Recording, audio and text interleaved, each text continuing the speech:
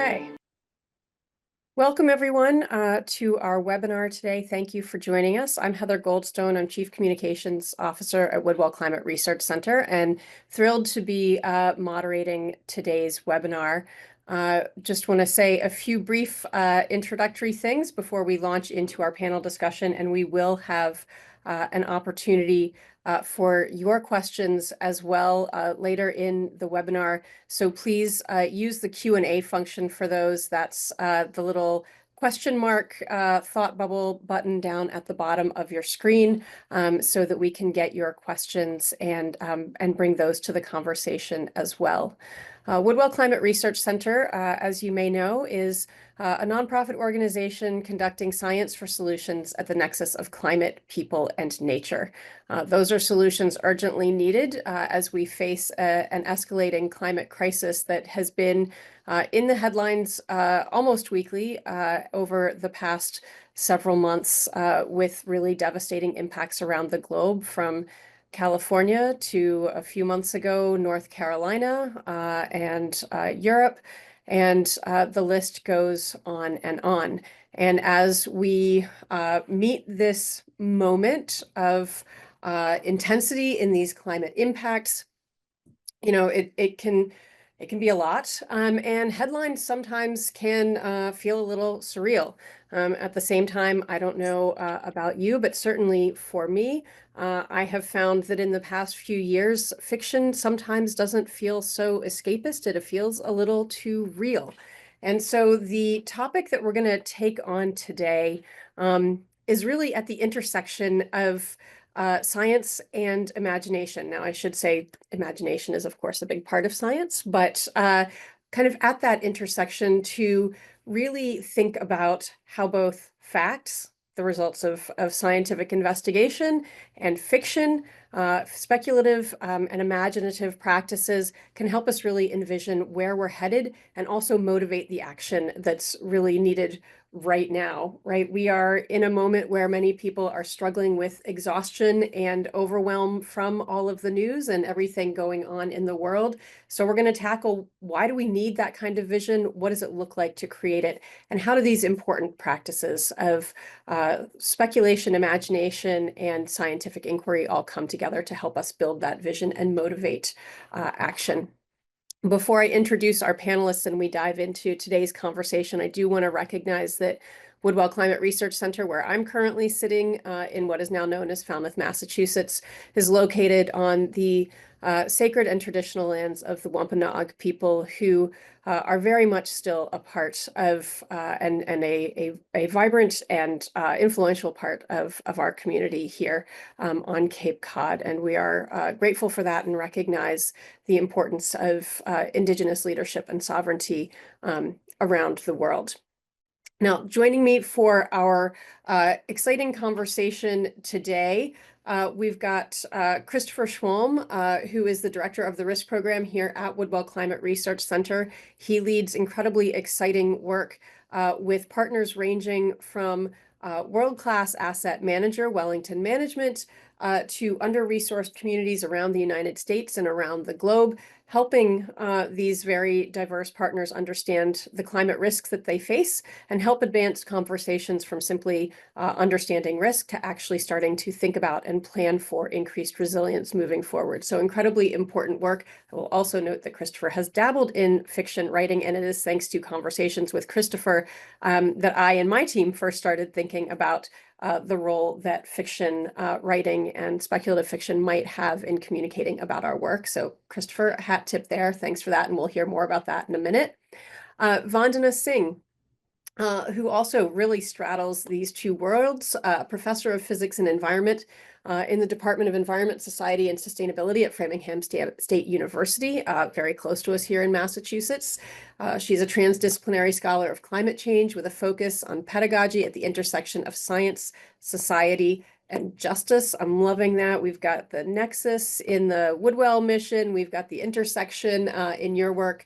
Vandana is also a science fiction and fantasy author and a 2021 Climate Imagination Fellow at the Center for Science and the Imagination, which brings me, last but not least, to Joey Esrich, who is at the ASU Center for Science and the Imagination, was a leadership role in that Climate Imagination Fellowship that Vandana did and has led other programs there. He is the assistant director also of Future Tense, a partnership between ASU and New America that explores emerging technologies, culture, policy, and society. So some really big issues there all coming together.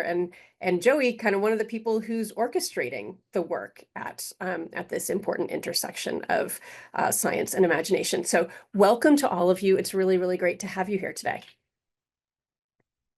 Thank you so Thank much. you very much for having us. Thank you.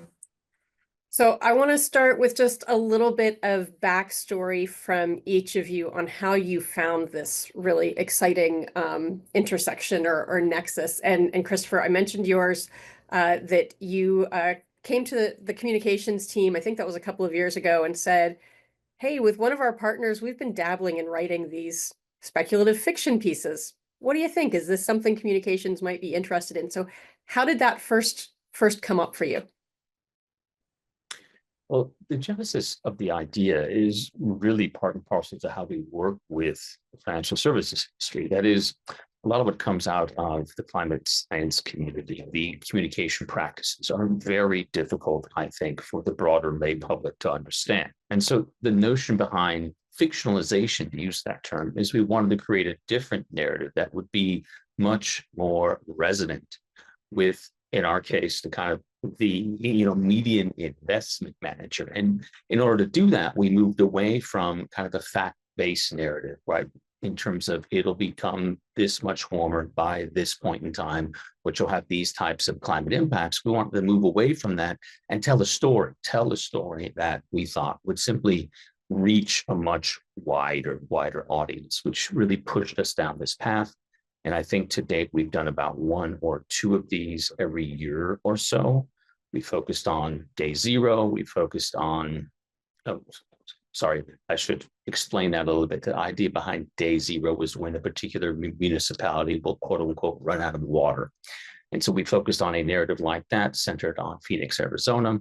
We focused on another type, again, fictionalization of what might happen in an ice-free Arctic, just to give you a couple of examples. The fundamental push here was to bring this to life in a way that's simply a laundry list of numbers about drought, about wildfire, as impressive as that might be, again, to bring it to life in a different way that people could simply relate to. That was the fundamental push.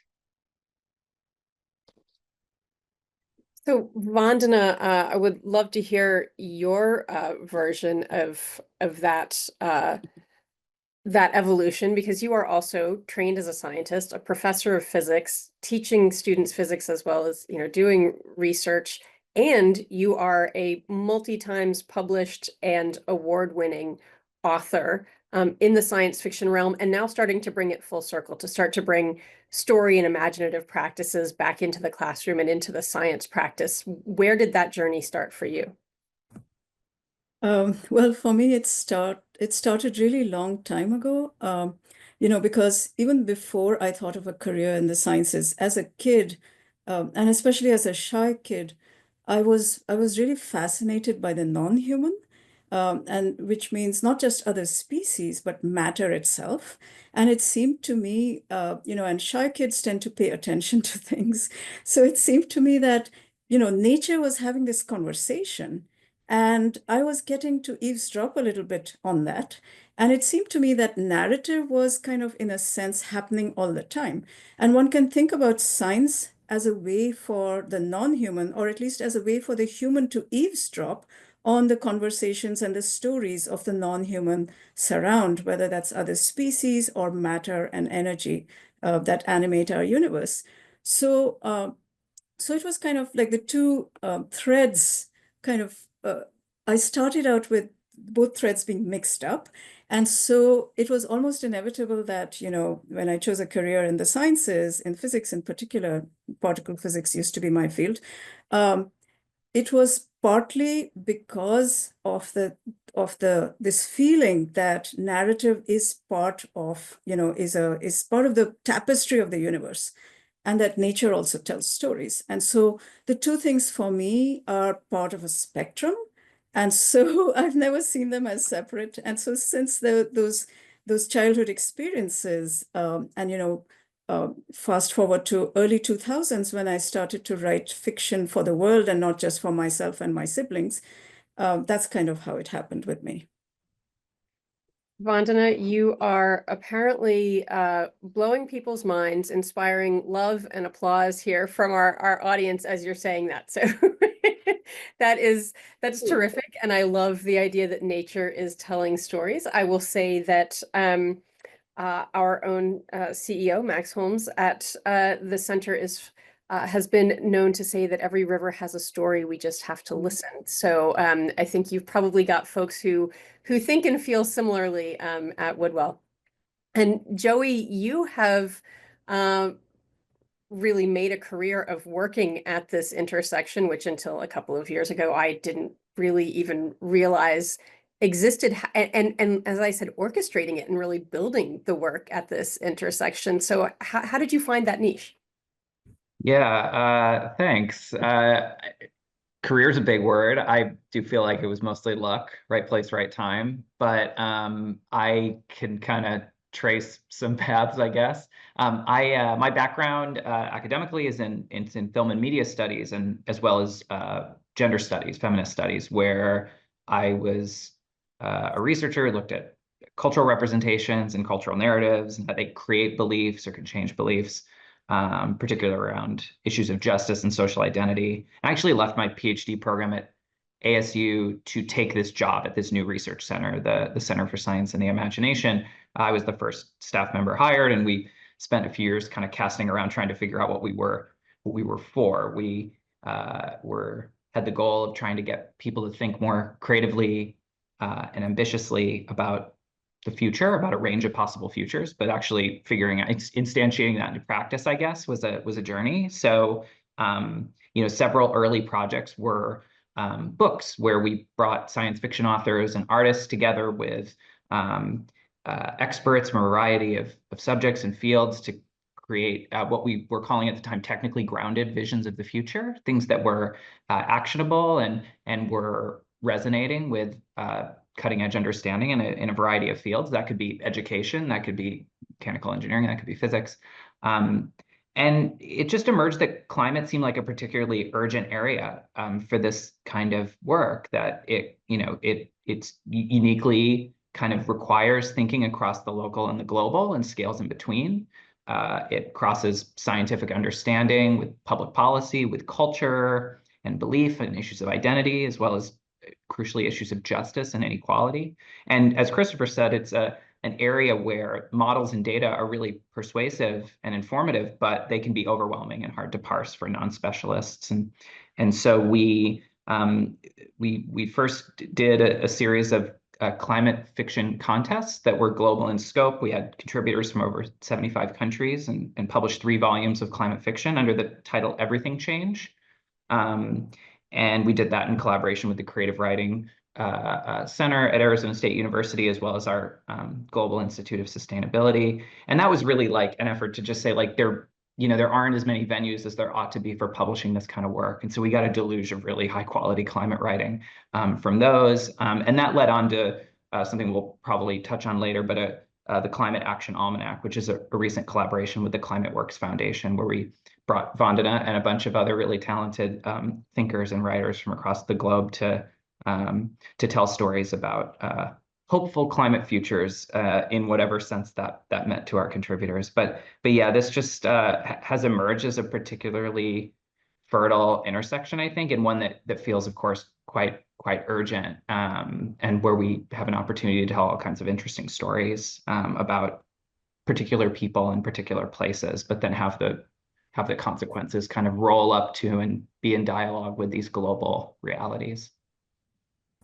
So I'd love to dive in with each of you a little bit more to the relationship that you see between science and science fiction, or perhaps fact and fiction, science-based investigation and projection, and where that starts to become speculative fiction. And I will just say to everyone currently watching, I know I said we'll take questions later.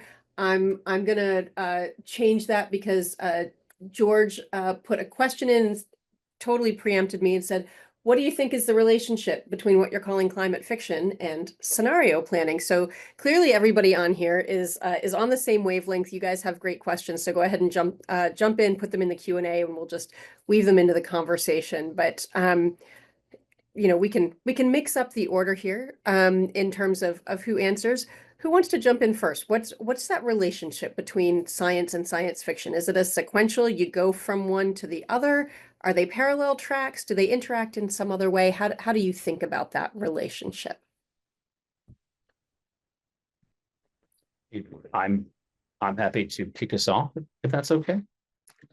So to me, it's very, very much iterative, and I'm not necessarily sure what even comes first. I have found over my 20-year career in working in what I'll loosely call the climate space, that I get a lot of inspiration from science fiction.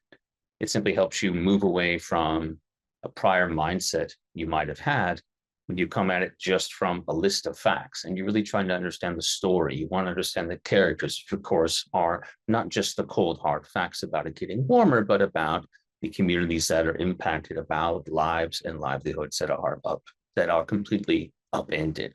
And so coming at this from a narrative perspective, from this idea of you're telling a story and you want the story to somehow galvanize action in a way that the end point of that story is one that leaves no one behind. To me, this is very much a self-reinforcing loop. And I think a lot of the storytelling, a lot of the speculative fiction work that we have done is actually very akin to scenario planning. What I mean by that is when we do this type of speculative fiction idea, it's not as if I can give you a very well-calibrated probability about these things happening in a particular geography or in a particular year. But it's very easy to see these threads coming together. That is, it's very easy to see it as a probable future, even though I can't tell you what the precise likelihood of that future is, meaning that it's something that we ought to think about. It's something that we ought to try to figure out who we are as a society to be able to deal with the implications. Yeah, and I can jump in too. And I just want to say what a pleasure it is to meet physical scientists who are not only open to fiction and the imagination, but embrace it, because I don't think it's common enough among physical scientists, you know. So I'm more used to being looked at as though I have three heads when I start talking about science and fiction and science fiction. So yeah, so grateful to be in this company. I guess the way I see it is yeah, I do see the two things as integrated. You know, nature gives us constraints, and that's important to acknowledge. And, you know, science is a framework that emerges with those constraints that we get from matter and from the universe. And what the imagination allows us to do is to play in that space. And occasionally, if you're being really, really out there in the speculative realm, to imagine what it was like if you didn't have those constraints. But what we're talking about here is specific to climate change, where we want to acknowledge the constraints of physical law, and then we want to kind of play in that creative space. So what I feel speculative fiction does very well is to immerse us in possibilities that are different from our current world and our current existence. And so I like to use the word paradigm somewhat in the broader sense than Thomas Kuhn meant it when he wrote his famous book, in the sense of a socio-scientific construct or a conceptual structure through which we make sense of the world, right? And it informs, you know, what we feel is the good life. It informs, you know, the default reality around us that we don't question because it's the air we breathe. So what science fiction does really well, what speculative fiction does really well, I think, when it's done well, is to immerse ourselves in alternatives so we can start recognizing that the way we live is a construct, that the concepts we assume about society are constructs that can be deconstructed and changed, and that other possibilities exist. It helps us to break the paradigm by immersing us as viscerally as you can be without being bodily in those places and situations in alternative futures. And sometimes it does that through dystopia, which has its lessons too, but often if you have nothing but dystopia, it just gets you down. So we need some warnings, but we also need to use our intelligence and creativity to acknowledge grim reality and to find the pathways through that reality to better possibilities and better futures. And so I think that to me is the greatest role that science fiction and speculative fiction in general can play. I'll just add to what my esteemed colleagues have said, because I thoroughly agree with all of it. I'll just start with George's question about scenario planning and climate fiction. And for me, I mean, one of the major differences is just the intention of the text and kind of the relationship of the text to the audience. So, you know, a scenario is traditionally meant to act as a form of decision support. So it's meant to be a sort of channel of communication, often communicating complex and entangled information and allowing groups of people to have a hopefully more robust and productive conversation and reach a decision of some sort, whether it's at the level of an individual or a firm or a neighborhood organization or a society as a whole.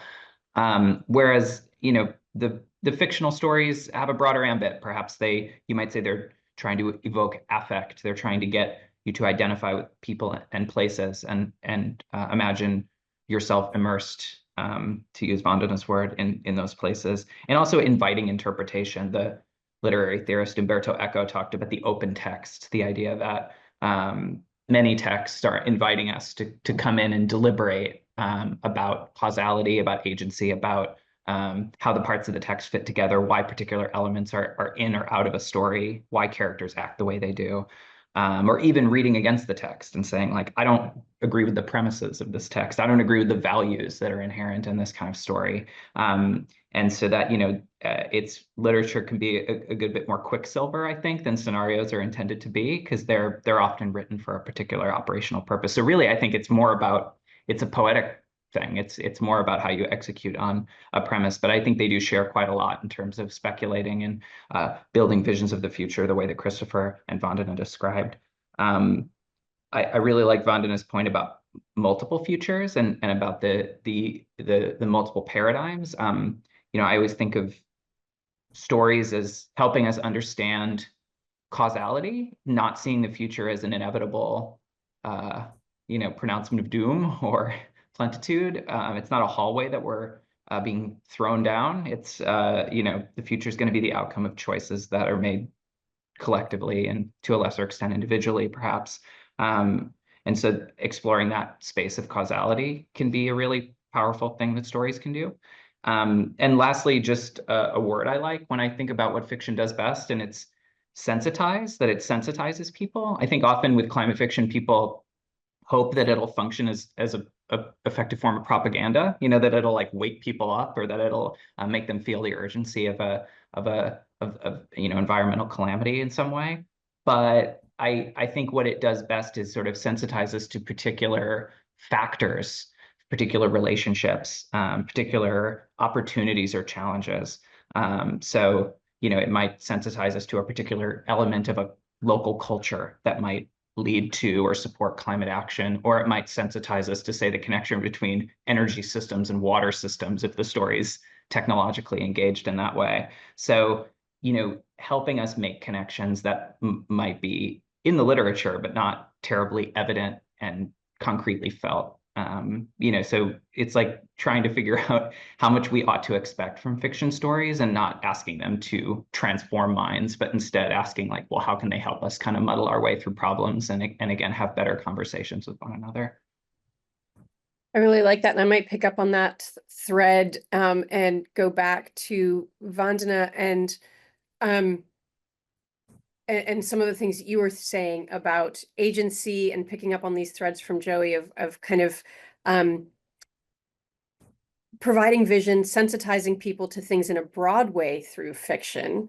How does that function of kind of providing vision, which feels like in my mind something that's kind of a longer term or a slower process when we're in what feels like a really urgent crisis mode. And I know we on a daily basis are confronted with people that say, you know, just tell me what I need to do. What is the thing that I need to do right now to feel like I'm making change in this situation? And I know you've given some thought to this tension around urgency and how we frame it and how story kind of fits into the picture there. So I wonder if you could share some of your thinking there.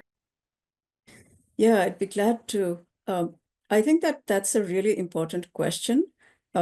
And I'm going to invoke the and well, let me preface what I'm about to say by mentioning how grateful I am to indigenous ways of knowing, from which I've learned a lot and continue to learn. I'm speaking from the lands of the Nipmuc people. And indigenous ways of knowing have really helped me to understand this notion of urgency versus the long view, and to see them not as separate things, but to see them as entangled.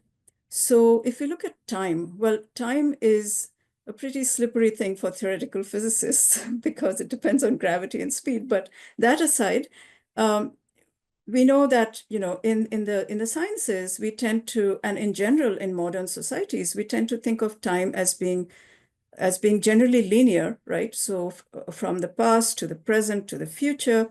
And in fact, that's important because that's how we know, for instance, that current climate change is abnormal because we can contextualize it with past climate, including deep past.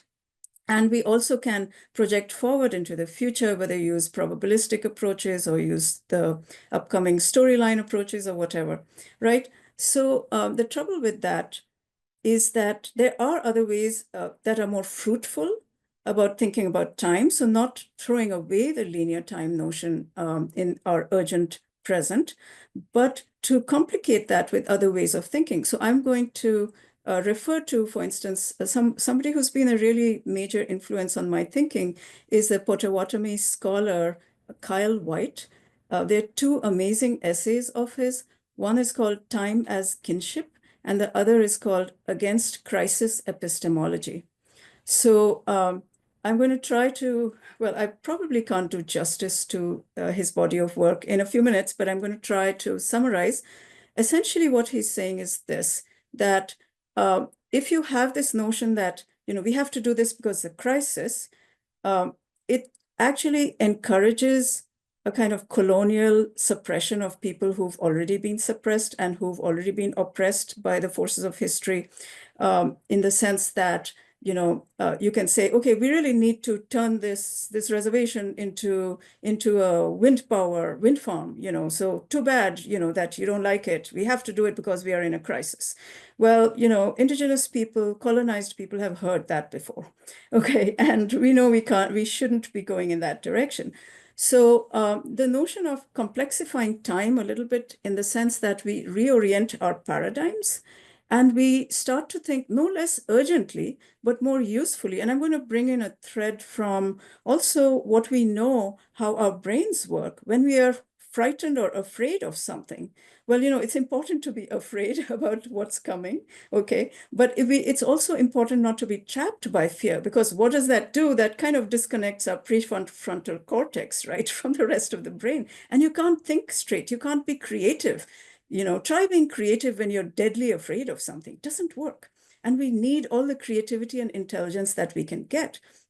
And so the way he reorients it is to get us to think about kinship and to think about climate change as a story of broken and changing relationships among and between humans and the rest of nature. And that reorientation it's not as though, to think about that means that, oh, we're going to spend a lot of time thinking about that when we need to do urgent action. No, you can reorient yourself. You can get together with community and you can say, okay, based on these ideas, what do we do? Okay. And so, in my transdisciplinary scholarship work, I've come up with a framework for evaluating climate solutions. It's an ongoing work. I'm learning from all of these wonderful, rich traditions.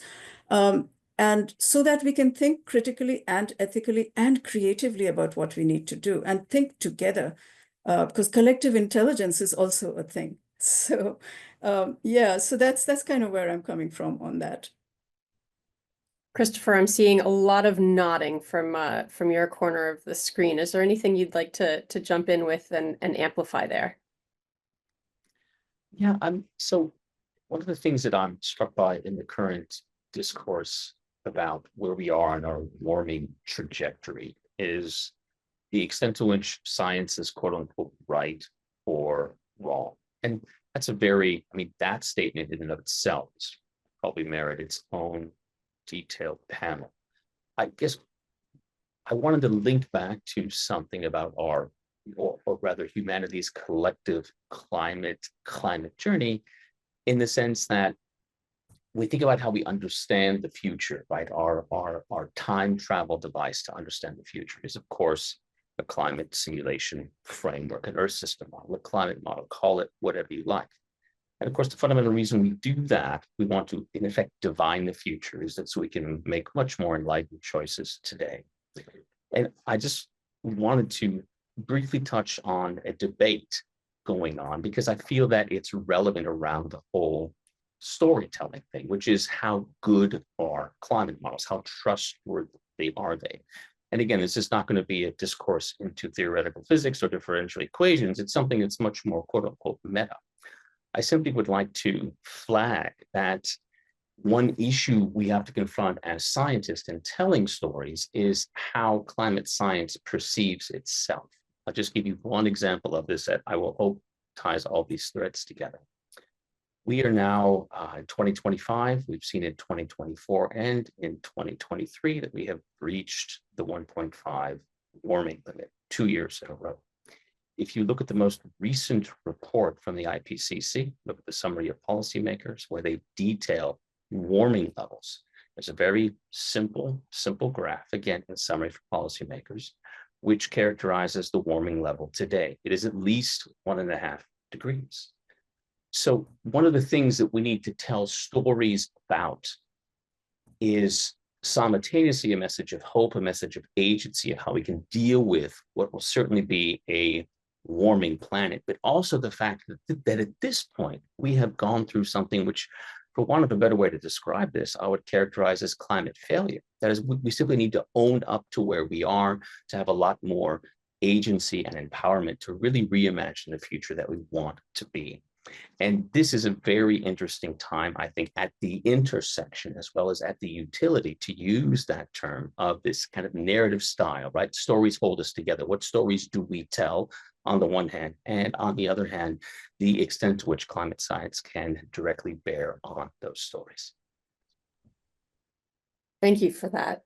I want to turn our attention to, I think, another really important hallmark of our moment that very much intersects with the climate space, but is not unique to, and that is the prevalence of misinformation, of disinformation, erosion of trust. We have a very confused and confusing, I would say, information landscape at this point.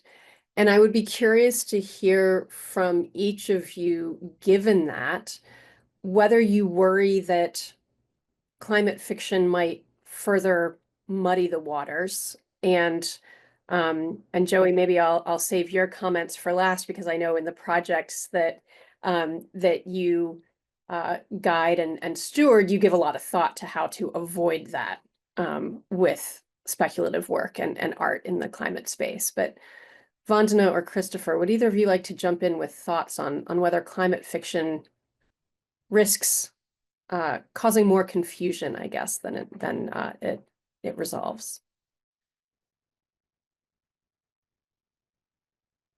Well, I guess I can jump in if that's all right. Okay. Yeah, we live in such an unfortunate time, when there is so much misinformation and disinformation everywhere. And that actually makes me think about the fact that one of the unacknowledged things in the climate discourse is the presence of power. We have to ask ourselves why, like this is I think the 30th year in which the United Nations is meeting. We're having the COP talks in Brazil this year. Well, how is it that we've been meeting for 30 years and nothing substantive has happened? I mean, maybe important steps have been taken, but nothing substantive has happened. Who's in the way? Who benefits from the current power structure? And how are they co-opting the discourse and also the socio-political landscape? And are we like experiencing that right now in the United States? So, and around the world as well. So, we have to acknowledge the prevalence of power and to acknowledge that there are people and their structures and systems that want to not only continue to exist, but continue to kind of have hegemony over the planet, essentially, and are holding the planet to ransom and are preventing meaningful action from being taken at a sufficient, scale and depth. So that's part of it, because the misinformation, disinformation machine stems from these power structures. We know from investigative reporting that, fossil fuel companies, for instance, have been involved in this sort of thing. And we also have right-wing authoritarian governments and corporates around the world indulging in this sort of thing. So we have to acknowledge that we are up against something. If we don't recognize that, it's not going to be enough to simply say, okay, we have all these plans, we have all these solutions, we have all this creativity. So that's where I want to begin. But I also want to state that there is a lot of confusion. This is because of our siloed education system about the role of fiction. And I've noticed this particularly anecdotally with physical scientists that one person actually said to me that, oh, if there's such a thing as climate fiction, then people will think that climate change is actually fiction. Well, no, that's not what it's about. But unfortunately, things can be interpreted that way. And in fact, there's a very interesting little book called Story Listening, which is about the power of narrative and the importance of narrative. And stories cut both ways. We have to remember that. And hence the hold that these disinformation engines have over large groups of people. So there's stories that are explicit, but there are also implicit stories in society, and often their role is to shore up power structures. So for instance, the stories that are told implicitly about the rich in America, that, if you're rich, you've done something good and you must be smarter or better than other people, that sort of thing. So, and advertisers certainly know all about the power of narrative. So it is a double-edged sword. And I think that the way I'll end with this, that as a fiction writer deal with this is to be more transparent about my writing, and to try to explain, in essays, which I try to write alongside, that fiction is this paradoxical and beautiful thing that human beings have been doing since the dawn of time, where we invent an elaborate kind of construct of, in a sense, untruths, okay, to tell a deep truth about ourselves and the world. Okay, and that's the paradoxical thing about it, because it's all made up, but it's the best fiction is using the imagination, using things that are factually not the case, because those people and situations don't exist, to actually tell a deep truth and to discern that that's not the same as telling lies and or telling half-truths, which are even more dangerous. So I think, one model that I like very much, in fact, is what Joey and people at the Center for the Science and Imagination have often done in their anthologies, is to interleave fiction with essays by scholars. So, you can more easily discern what's an extrapolation through the imagination, and then what is like ground reality as we know it. So I'll stop there. Joey, do you want to jump in and take that cue and talk a little bit more about, yeah, how you navigate this? Yeah. Thank you, Vandana, for saying that. Vandana's writing is, we've been very lucky to be able to work with her many times, going back to when we first started the center. So I always say this when we're in an event together, she's my favorite science fiction writer. So, and I work with a lot of science fiction writers, so I probably shouldn't say that, but it is true. But so we're very lucky to have people who do this so skillfully and with such nimbleness of mind, because that's, the quality of execution is important here with all the things we're asking people to keep in mind. But yeah, I mean, a lot of our collections, we've done things on space exploration, clean energy transitions, climate, AI, bioethics, kind of focused, and others besides. But we often do use this structure of bringing together fictional and non-fictional pieces, often emerging from collaborative work. So often we're putting fiction writers in teams with people from different disciplines. You might have a sort of, for example, an electrical engineer and a sociologist working with a science fiction writer and a visual artist on a story about solar energy, for example. And we not only pair the fiction with short response essays by the people with expertise in the field, kind of talking about the implications of the decisions made in the story, and talking about the story as a particular, design for a possible future. But we also document the process. So the books have often overlong editor's introductions, and we often have a section called How We Made This, or About the Book, that just very descriptively lays out the process, starting with a series of workshops or convenings. We talk about particular questions that we ask people to consider. And, always emphasizing in these books that we're laying out not predictions or recommendations, but a bunch of possible visions for the future that are grounded in various bodies of knowledge, and that extrapolate and take creative license in various ways, but kind of letting the nonfiction help to contextualize the expressive choices that the author's making, and then using things like discussion questions and accompanying curricular materials or materials for reading groups to help people do the essential social process of talking through the stories together. I mean, as I said before, fiction's a bit Quicksilver. I read Stanley Fish in school. He wrote this book called There Is No Textbook in This Class, where he makes the point that the meaning of a reading emerges in interpretation, and it emerges out of interpretive communities and groups of people making sense of texts and making use of stories strategically in accordance with their values, or with the knowledge they have, or to achieve certain ends. So exactly the power picture that Vandana was talking about. Yeah, I think also, I mean, to me, Vandana's point about power really resonates, and I think hopefully what fiction stories can help us do in some cases is when it seems like there's a kind of monolithic, overwhelming, intimidatingly complex system that's clearly unequal, that fiction can help us visualize constraints on action, as well as illuminating opportunities for building coalitions, for achieving solidarities, for taking particular strategic actions. And, particularly with climate, like and getting, Heather, to the fiction, in fact, question, like a lot of what we do, and I think what we have an opportunity, but also kind of duty to do with climate stories, is to root them in the specific and the local.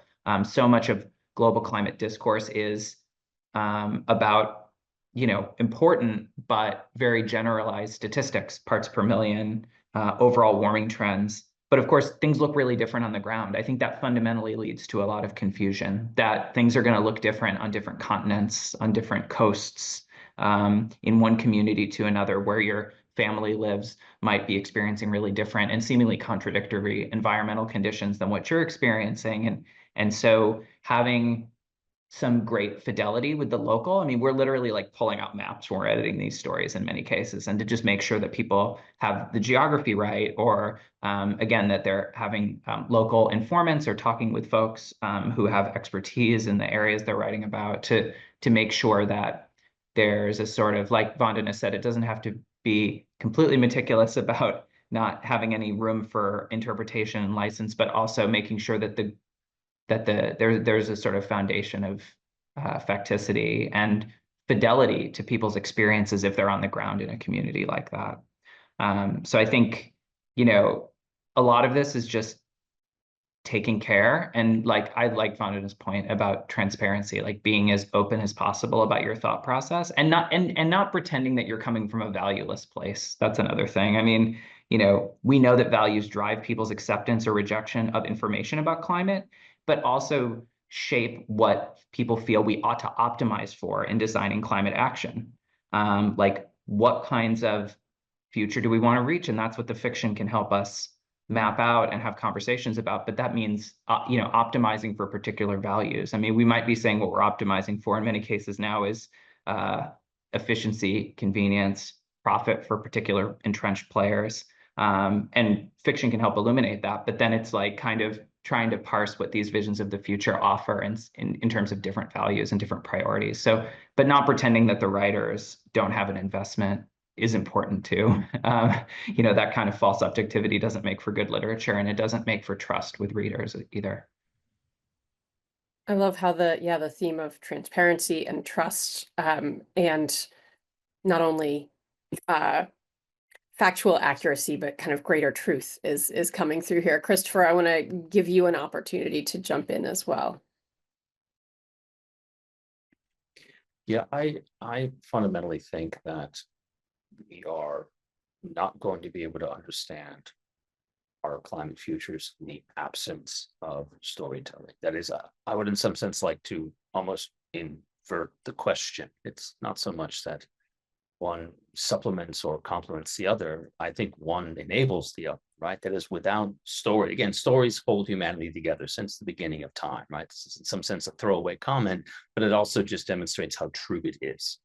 And so the idea that we can, come to grips with what a 2-degree world is, just to link back to this other iconic benchmark that we associate with international climate policy, which drives the soon-to-be 30th COP, right, with all of the issues that we have touched on earlier. I mean, this is still the cadence. It's still how we think that we want to understand climate disruption. And so we can't fundamentally do that, though, without some form of storytelling. And I don't think we can get to good storytelling without some form of fictionalization. I mean, again, I view these things as inseparable. And perhaps to zoom out even further, we think about some of the issues and challenges with climate science communication. One that I would, or one that I've kind of re-experienced over and over again when I do outreach with a whole host of communities, is the fact that we're starting in earnest this storytelling so late in the game. We ought to have been doing this 20 or 30 years ago. And I know it was happening, but it's reached, I would argue, a critical mass in terms of its ability to reach people and potentially influence people to think about this from a slightly different perspective, that it's not some abstract consideration, but it's something that's real, it's something that's personal. So again, to me, it's impossible to disentangle these two threads. Love that. I want to turn to some more questions that are coming from our audience, and one fairly specific one from Susan. Curious if Manda Scott, with her writing on Throughtopia, is familiar to any of you. She and Rupert Reed's book, Adaptive Transformation, uniquely brings forward an approach to solutions in addition to mitigation. So is Manda Scott familiar to anyone on our panel? And any comments? No. I'm seeing shaking heads. I've definitely heard of that. I think Throughtopia and Protopia are terms I've been hearing more over the past year or so. I think that there is a totally understandable surge in interest for utopian thinking, utopian literature, but I also think people realize that those kinds of complete utopias, a perfect society, often masks a lot of abuse, exclusion, expropriation. I mean, that goes back to Thomas More's book Utopia, and haunts that whole tradition. So it is cheering that people are trying to think through models for telling stories that are hopeful without being naive. And I mean, that's about my level of familiarity and understanding with that framework, which I'm sure has quite a lot more to it. But I think it's symptomatically kind of part of this, like, grasping for something that's like a utopia, but that feels like, perhaps admits for greater diversity and social complexity than most traditional utopian writing does. Yeah, and I would add that I'm intrigued and I will look it up. I wrote an essay a couple of years back called Utopias of the Third Kind. And because I'm very interested in the utopic imagination, especially if we think of utopia not as fixed, but more as a direction, a desire, rather than a destination. And that kind of can orient us towards a different place than where we are heading. So yeah, I will definitely look this up. Thank you. Well, in the spirit of continuing to share ideas for where folks can go next, I was going to ask you, and some folks in the Q&A have asked for reading recommendations from each of you. Do you have I won't limit it to books, but a favorite book, short story, author in the climate fiction space that you would recommend folks go check out? I have like one fairly generic recommendation and then two kind of weird ones, if I can do that, but I'll do them fast.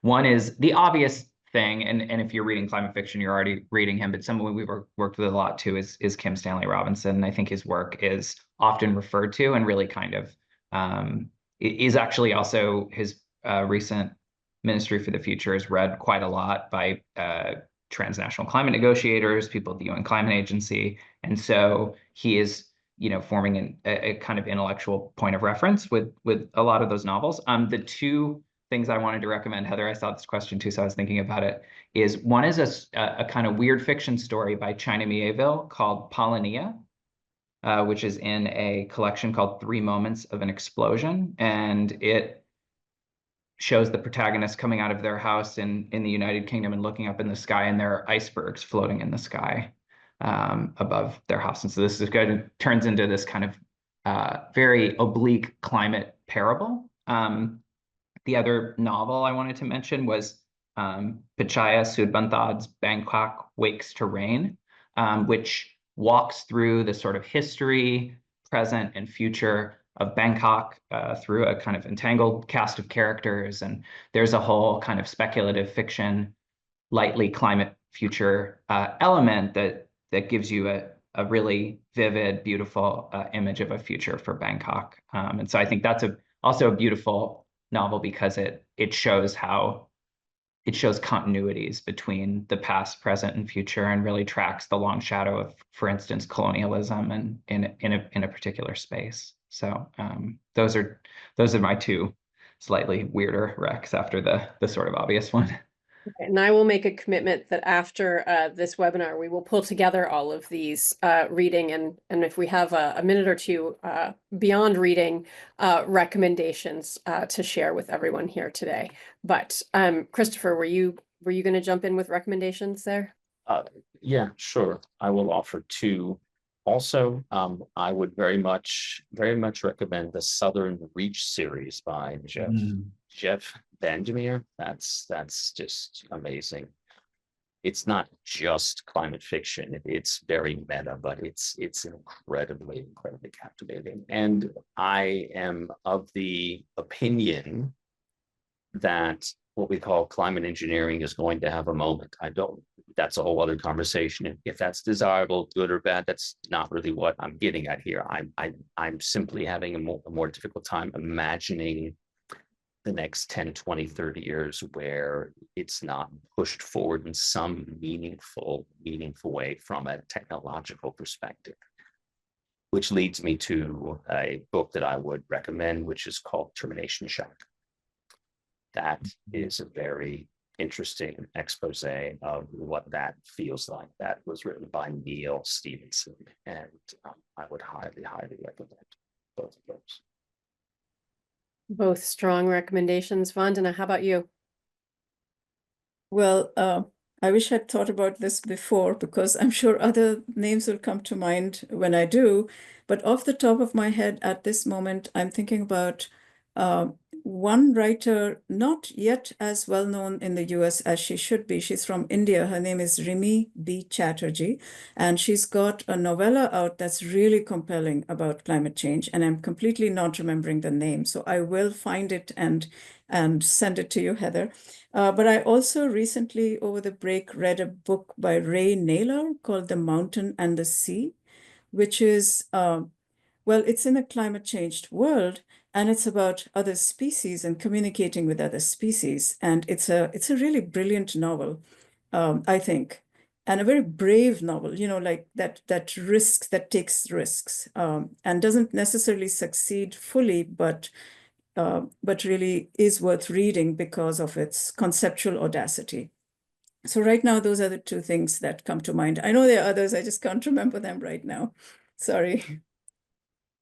No, there are so many. I will add one more since Joey and Christopher already hit on a couple of my favorites, but I don't know if we get to call from the 90s an oldie but goodie, but Octavia Butler's Parable of the Sower. Um, just a truly foresightful novel that really interweaves both climate change and social inequity and injustice issues that I love.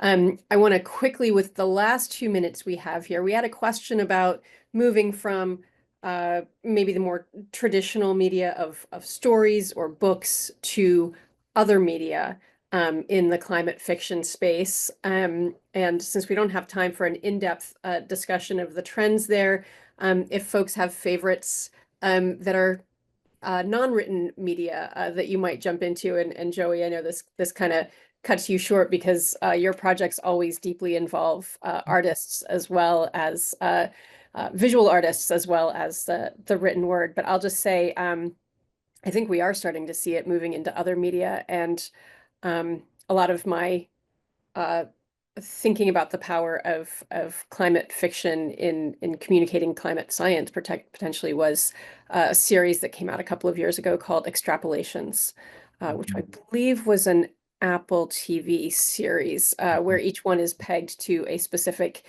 year and temperature. And weaves through a number of scenarios. But yeah, other games, stories, films. So I host a series called CSI Skill Tree about games, and I have noticed through that quite a lot of really interesting environmentally oriented narratives. That's becoming a real area of interest for game developers. I think two that really come to mind are Cloud Gardens and a game called Mutazione, both of which look at kind of environmental despoilment and environmental remediation, but in a really complex and challenging way. I'm making them sound not fun. They're both fun. But yeah, I think that, and there's increasingly,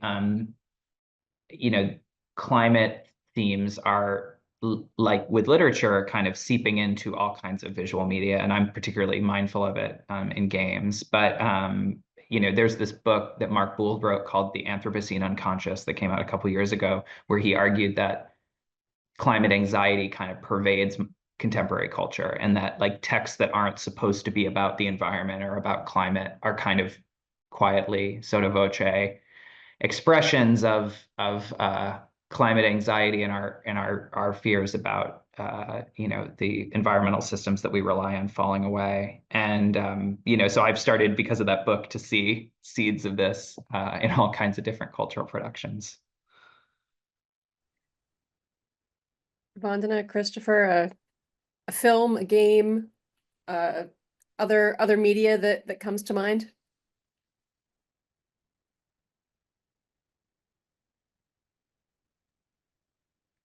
If Well, not, oh, go ahead, Vandana. I just want to mention that I'm generally illiterate in other media, but I do want to mention one communication style that people are experimenting with in marginalized communities that I know about in India, and that is using theater and storytelling together to tell the story of the climate, but also a kind of bringing together the local knowledge. And I totally agree with Joey that foregrounding the local and then connecting it to the global is really important for justice and other reasons.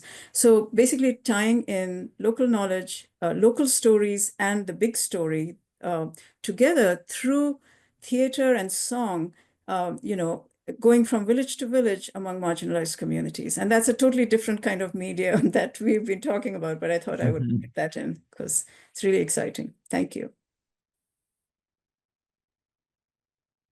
Great. Well, it is 2:32. We have blown through our allotted hour. It has been wonderful talking with all of you, and thank you to those of you who joined us and for all of the incredible questions. We were not able to get through all of them, and there are many additional conversations worth of prompts there about other storytelling traditions and their value and many, many more threads that we could have pulled on, but we very much appreciate your attention and your questions. And thank you so much to Vandana Singh, to Joey Esrich, and to Christopher Schwalm, all of you for joining us today. I hope you have a wonderful afternoon, and we will follow up with everyone with all of those reading, watching, and gaming recommendations. So thank you all so much.